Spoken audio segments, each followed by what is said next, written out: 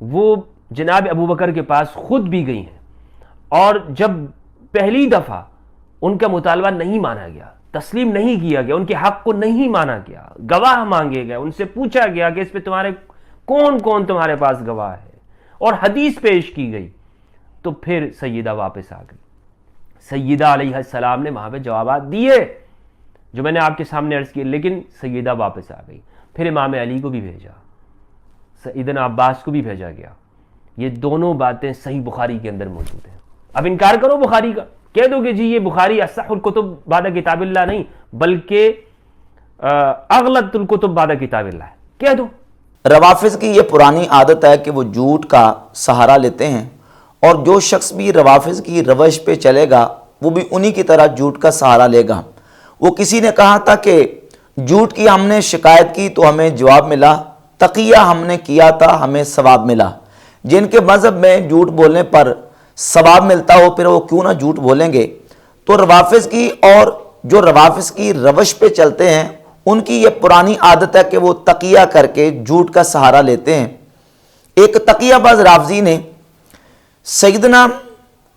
ابو بکر صدیق رضی اللہ تعالیٰ عنہ کے اوپر تان اور اعتراض کرنے کے لیے ایک جھوٹ کا سہارا لیا اور دعویٰ یہ کیا کہ بخاری شریف کے اندر دو واقعات موجود ہیں۔ ایک واقعہ یہ ہے کہ سیدہ فاطمہ الزہرا رضی اللہ تعالیٰ عنہ ابو بکر صدیق رضی اللہ تعالیٰ عنہ کے پاس گئیں اور انہیں جا کے کہا کہ گواہ پیش کیے اور مطالبہ کیا کہ یہ باغ فدق جو ہے وہ ہبہ ہے، نبی کریم علیہ الصلوۃ والسلام نے مجھے عطا کر دیا تھا، لہذا یہ مجھے دے دیا جائے۔ اور ابو بکر صدیق نے ان کو باغ نہیں دیا اور ان کے گواہوں کو گواہی کو ریجیکٹ کر دیا اور ان کی گواہی کو تسلیم نہیں کیا۔ اور دوسرا کہتا واقعہ یہ ہے کہ ابو بکر صدیق رضی اللہ تعالیٰ عنہ سے سیدہ پاک نے وراثت کا مطالبہ کیا، تو دو مرتبہ وہ گئی ہیں، ایک دفعہ وراثت کا مطالبہ کرنے کے لیے اور دوسری مرتبہ آپ تشریف لے گئی ہیں ہبہ کا مطالبہ کرنے کے لیے، اور دونوں واقعات صحیح بخاری کے اندر موجود ہیں۔ جبکہ یہ بدترین جھوٹ ہے، صحیح بخاری کے اندر ہبہ فدق کا مطالبہ کرنے کا کوئی واقعہ موجود نہیں۔ یہ پوری صحیح بخاری میں سے ایک روایت بھی ایسی صحیح بخاری سے یہ تقیہ باز رافضی ثابت نہیں کر سکتا، جبکہ ہمارے اہل سنت و جماعت کے علماء نے اس بات کی سخت تردید کی اور اس کو جعلی اور موضوع اور من گرد قرار دیا ہے کہ یہ بات سرے سے ہوئی ہی نہیں ہے۔ امام بدر الدین عینی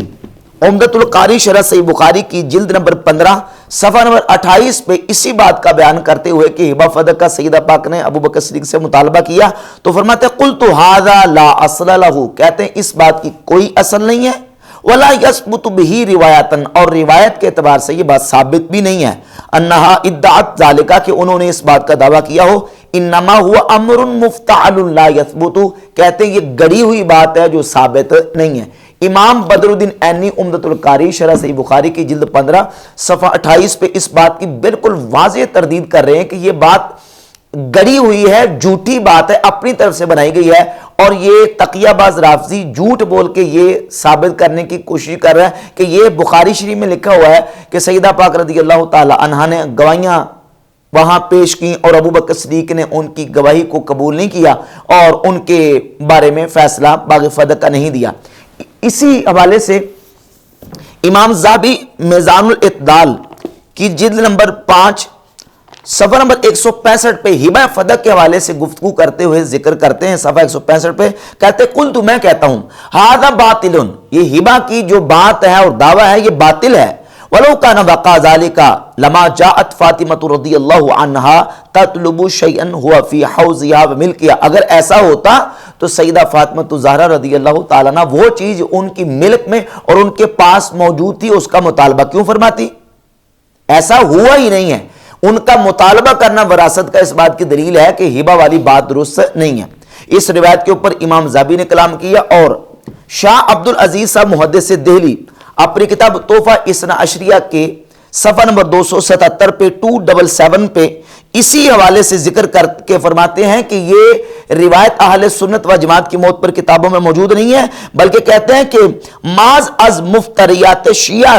یہ شیعہ کی مفتریات اور گڑی ہوئی اور جھوٹی باتوں میں سے ہے۔ اہل سنت و جماعت کی کتابوں کے اندر یہ روایت سند صحیح کے ساتھ ثابت نہیں ہے۔ اور یہ تقیہ باز رافضی یہ کہہ رہا ہے کہ بخاری شریف کے اندر دونوں طرح کے واقعات موجود ہیں کہ سیدہ پاک نے آ کے پہلے جو ہے وہ اپنی طرف سے اپنے مقدمے پر گواہیاں پیش کی اور ابو بکر نے گواہیاں رد کر دیں اور پھر انہوں نے وراثت کا مطالبہ کیا، ایسی بات نہیں۔ ہاں انہوں نے وراثت کا مطالبہ کیا ہے، جس طرح کہ نبی پاک صلی اللہ علیہ وآلہ وسلم کی ازواج طیبات نے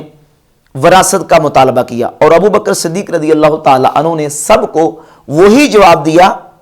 جو کہ رسول اللہ صلی اللہ علیہ وآلہ وسلم کا فرمان اقدس انہوں نے سنا تھا، جو کہ سنی اور شیعہ دونوں کی کتابوں کے اندر موجود ہے، اہل سنت کی صحیح بخاری کے اندر اور اہل تشیع کی یہ کتاب الاصول من الکافی، جس کے بارے میں اہل تشیع کا یہ کلیم ہے کہ امام غائب نے اس کتاب کے بارے میں کہا ہے کہ الکافی کافی لشیعتنا، یہ کافی ہمارے شیعوں کے لیے کافی ہے۔ اس کی پہلی جلد ہے اور صفحہ نمبر 17 اور 18 پہ روایت نمبر 47 اور روایت نمبر 59 امام محمد باقر رضی اللہ تعالی عنہ کے صاحبزادے امام جعفر الصادق رضی اللہ تعالی عنہ رسول اللہ صلی اللہ علیہ وآلہ وسلم کی حدیث بیان کرتے ہیں۔ حدیث نمبر 59 ہے، نبی پاک صلی اللہ علیہ وآلہ وسلم نے فرمایا ان العلماء ورثۃ الانبیاء، علماء نبیوں کے وارث ہیں۔ ان الانبیاء لم یورثوا دینارا ولا درہما، نبی درم اور دینار کا کسی کو وارث نہیں بناتے، ولیکن ورثوا العلم، لیکن وہ علم کا وارث بناتے ہیں۔ فمن اخذ منہ اخذ بحظ وافر، اور جس نے علم حاصل کر لیا، علم پا لیا، اس نے نبیوں کی وافر اور کثیر میراث حاصل کر لی۔ تو نبی اپنی وراثت میں درم و دینار چھوڑ کے نہیں جاتے۔ امام جعفر الصادق رضی اللہ تعالیٰ عنہ رسول اللہ صلی اللہ علیہ وآلہ وسلم کی حدیث بیان کر رہے ہیں، جو کہ حدیث اہل تشیع کی الاصول من الکافی کے صفحہ 17-18 پہ روایت نمبر 47 اور روایت نمبر 59 موجود ہے۔ اور یہ روایت سند کے اعتبار سے کیسی ہے اور اسنادی حوالے سے اس کا درجہ اور رتبہ کیا ہے؟ اہل تشیع کے بہت بڑے عالم ملا باقر مجلسی، جو کہ رفظ کے اندر بہت زیادہ متشدد اپنی کتابوں کی روح سے نظر آتے ہیں، انہوں نے اپنی کتاب مرآۃ العقول فی شرح اخبار رسول جلد نمبر 1 صفحہ نمبر 126 پہ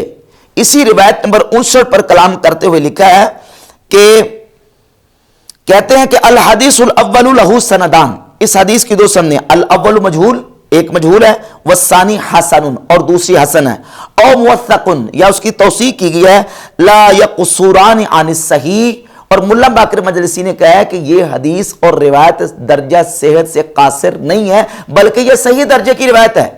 امام جعفر صادق رضی اللہ تعالیٰ عنہ جو حدیث رسول اللہ صلی اللہ علیہ وسلم کی بیان فرما رہے ہیں کہ نبی پاک علیہ السلام نے فرمایا انبیاء اپنی وراثت میں درم و دینار چھوڑ کے نہیں جاتے، وہ اپنی وراثت میں علم چھوڑ کے جاتے ہیں۔ یہی تو صدیق اکبر رضی اللہ تعالیٰ عنہ نے حدیث بیان کی تھی کہ انبیاء علیہ الصلوۃ والتسلیمات کی مالی وراثت نہیں ہوتی۔ یہ صدیق اکبر رضی اللہ تعالیٰ عنہ نے سیدہ پاک کو بھی بیان کی اور ازواج طیبات کے سامنے بھی یہ حدیث بیان کی، اس لیے نبی پاک علیہ السلام کی مالی وراثت تقسیم نہیں کی، کیونکہ رسول پاک صلی اللہ علیہ وآلہ وسلم کا فرمان اقدس موجود تھا اور سنی شیعہ دونوں کی متفق علیہ کتابوں کے اندر موجود ہے۔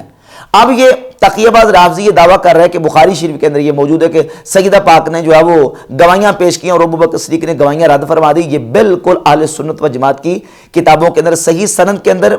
صحیح سند کے ساتھ موجود نہیں ہے۔ اور جہاں تک رہے گی بات صحیح بخاری کی تو صحیح بخاری میں تو اس کا نام و نشان تک موجود نہیں ہے، لیکن کیا کریں، جھوٹ بول کے صحابہ اکرام علیہم رضوان کے اوپر تان و تشنیع اور بالخصوص سیدنا ابوبکر صدیق رضی اللہ تعالیٰ عنہ پر اس تقیہ باز رافضی نے تان کرنا تھا اور اس طریقے سے جھوٹ بول کے اس نے تان کر دیا۔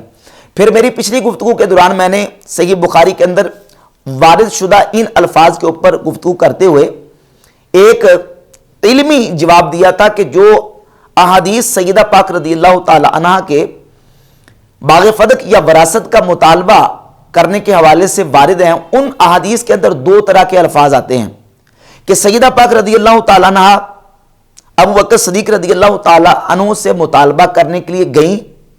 یعنی حدیث کے الفاظ ہیں ان فاطمہ والعباس اتیا ابا بکر، حضرت فاطمہ اور حضرت عباس ابو بکر صدیق کے پاس گئے۔ صحیح بخاری کی 4035 اور 6725 اور 3092 نمبر حدیث ہے۔ اور دوسرے الفاظ یہ ہیں ان فاطمہ ارسلت الی ابی بکر کہ سیدہ فاطمہ الزہرا رضی اللہ تعالی عنہ نے کسی کو ابو بکر صدیق کے پاس بھیجا. یہ صحیح بخاری کی 3711 نمبر اور 4240 نمبر حدیث ہے. ان دو طرح کے الفاظ ہیں جبکہ ایک ہی حدیث ہے اور ایک ہی حدیث کی راویہ سیدہ عائشہ صدیقہ ام المؤمنین رضی اللہ تعالی عنہ ہے. تو یہ دو طرح کے الفاظ جو آتے ہیں اس میں ایک جو ٹیکنیکلی بات ہے وہ یہ ہے کہ عربی زبان کے اندر قرآن پاک میں احادیث طیبات میں اس کی کئی مثالیں موجود ہیں. بعض جگہ پہ جب کسی فعل کی نسبت کسی فاعل کی طرف ہوتی ہے تو بعض مقامات پہ اسناد حقیقی ہوتی ہے اور بعض مقامات پہ اسناد مجازی ہوتی ہے. اگر اس تقیہ باز رافضی نے مختصر المعانی نہیں بلکہ اس نے صرف تلخیص المفتاح ہی بلاغت کی کتاب پڑھی ہوتی تو اسے حقیقت و مجاز کا اور اسناد حقیقی اور اسناد مجازی کا فرق سمجھ آ جاتا کہ اسناد حقیقی اور اسناد مجازی قرآن پاک احادیث طیبات اور عربی کے اندر جاری ہے. یعنی بعض مقامات پہ فعل کی نسبت حقیقی اور بعض مقامات فعل کی نسبت مجازی ہوتی ہے. جیسے بلاغت کی کتابوں میں ایک مثال دی گئی ہے بنل امیر المدینہ تھا. امیر نے یعنی بادشاہ نے یا وقت کے حکمران نے شہر بنایا. اب بنا کا فاعل امیر ہے, امیر نے شہر بنایا. یہاں اسناد حقیقی نہیں ہے بلکہ یہاں اسناد مجازی ہے. بادشاہ خود شہر تعمیر نہیں کرتا بلکہ بادشاہ شہر تعمیر کرنے کے لیے اپنے کارندوں کو, اپنے جو ملازم ہیں یا معمار ہیں ان کو حکم دیتا ہے کہ وہ شہر کو تعمیر کریں. تو حقیقت میں شہر معماروں نے, مزدوروں نے تعمیر کیا ہوتا ہے لیکن اس کی اسناد مجازی طور پہ بادشاہ کی طرف کر دی جاتی ہے. اب یہاں حدیث کے اندر دو طرح کے الفاظ ہیں کہ سیدہ فاطمہ اور حضرت عباس ابو بکر صدیق کے پاس آئے, اور نمبر دو کہ سیدہ پاک رضی اللہ تعالی عنہا نے کسی کو ابو بکر صدیق سے مطالبہ کرنے کے لیے بھیجا. سوال یہ پیدا ہوتا ہے کہ ان دونوں میں سے کون سے الفاظ صحیح ہیں کون سے غلط ہیں. تو دونوں الفاظ صحیح ہیں. اس کا جواب یہ ہے, اس میں تطبیق اور جمع یہ ہے کہ ایک جگہ پہ اسناد حقیقی ہے اور دوسری جگہ پہ اسناد مجازی ہے. جہاں یہ ہے کہ ان فاطمہ ارسلت الی ابی بکر, سیدہ فاطمہ الزہرا نے ابو بکر صدیق کے پاس کسی کو بھیجا, یہاں اسناد حقیقی ہے. اور ان فاطمہ والعباس اتیا ابا بکر, سیدہ فاطمہ اور حضرت عباس ابو بکر صدیق کے پاس آئے, یہاں اسناد مجازی ہے. یعنی سیدہ پاک خود نہیں آئی بلکہ آپ نے مطالبہ کرنے کے لیے کسی کو بھیجا ہے. اور اس پر قرینہ یہ ہے کہ نبی پاک صلی اللہ علیہ وآلہ وسلم کی ازواج طیبات نے, حضور کی بیویوں نے بھی وراثت کا مطالبہ کرنا چاہا. صحیح بخاری کے اندر 4034 نمبر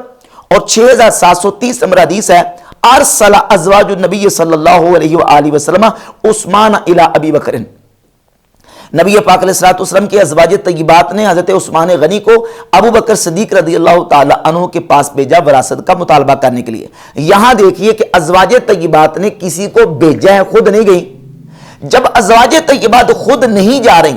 بلکہ وراثت کا مطالبہ کرنے کے لیے حضرت عثمان کو بھیج رہی ہیں تو سیدہ پاک رضی اللہ تعالیٰ عنہ کی عفت, آپ کی عصمت, آپ کی حیا, اس کا بھی تقاضا یہ ہے اور آپ کی ذات اقدس سے یہ بات جو ہے وہ بالکل ان کی شیان شان ہے کہ وہ خود نہیں گئی تھی بلکہ انہوں نے وراثت کا مطالبہ کرنے کے لیے کسی کو بھیجا تھا. لہذا ایک جگہ پہ اسناد حقیقی ہے اور دوسری جگہ پہ اسناد مجازی ہے. ان دونوں کو جمع کیا جائے تو حدیث کا معنی بالکل واضح کے سامنے آ جاتا ہے. اب یہ ہے کہ اس تقیہ باز رافضی نے اس میری تطبیق اور جمع کو بھی ایک جو وہ اس کے اوپر پراپوگنڈا کرنے کی کوشش کی ہے کہ دیکھیے جی یہ کہتے ہیں کہ سیدہ پاک گئی نہیں, جبکہ حدیث کے اندر تو الفاظ موجود ہے کہ سیدہ پاک گئی. میں نے کب کہا کہ حدیث کے اندر الفاظ موجود نہیں؟ الفاظ موجود ہیں لیکن الفاظ دوسرے بھی ہیں کہ سیدہ پاک نے کسی کو بھیجا. اب دونوں کو جمع اور تطبیق کر کے نتیجہ یہ نکلتا ہے کہ آپ خود نہیں گئی بلکہ آپ نے کسی کو مطالبہ کرنے کے لیے بھیجا. پھر ایک اور جھوٹ اس تقیہ باز رافضی نے یہ بولا کہ سیدنا ابو بکر صدیق رضی اللہ تعالیٰ عنہ غار ثور میں نبی پاک صلی اللہ علیہ وآلہ وسلم کے ساتھ موجود نہیں تھے. غار میں جو دوسرے جو شخص تھے وہ حضرت ابو بکر رضی اللہ تعالیٰ عنہ نہیں تھے بلکہ وہ پہلے سے مدینہ میں موجود تھے. تو دوسرا جو شخص ہے وہ عبداللہ ابن اریقت ہے. اور یہ جو شخص ہے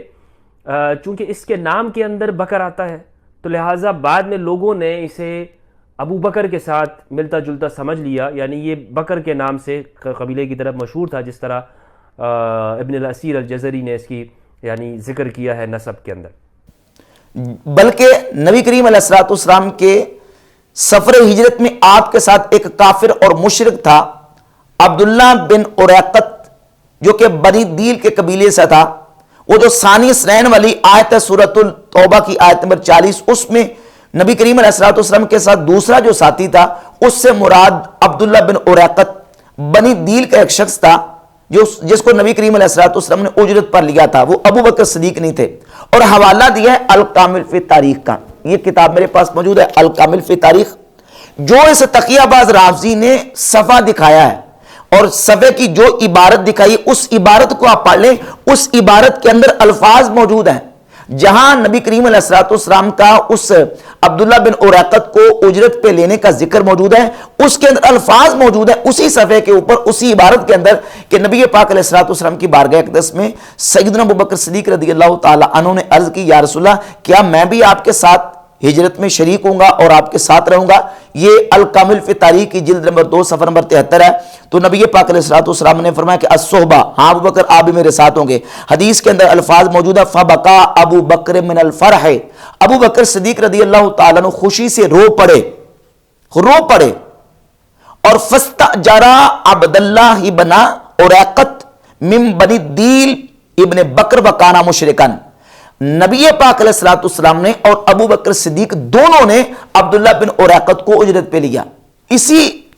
کتاب کے اسی عبارت کے اندر یہ الفاظ موجود ہیں کہ صدیق اکبر رضی اللہ تعالیٰ عنہ نے اور نبی پاک علیہ الصلوۃ والسلام نے دونوں نے عبداللہ بن اریقط کو اجرت پہ لیا۔ لیکن چونکہ صرف اس تقیہ باز رافضی نے انکار کرنا تھا شان صدیق اکبر رضی اللہ تعالیٰ عنہ کا اور تان کرنا تھا ابو بکر صدیق رضی اللہ تعالیٰ عنہ کے اوپر، تو یہاں جھوٹ اور کذب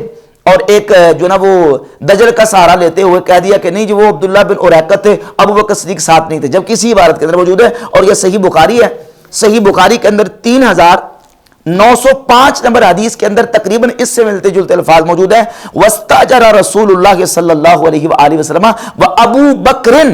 اللہ کے نبی علیہ الصلوۃ والسلام نے اور ابو بکر صدیق نے دونوں نے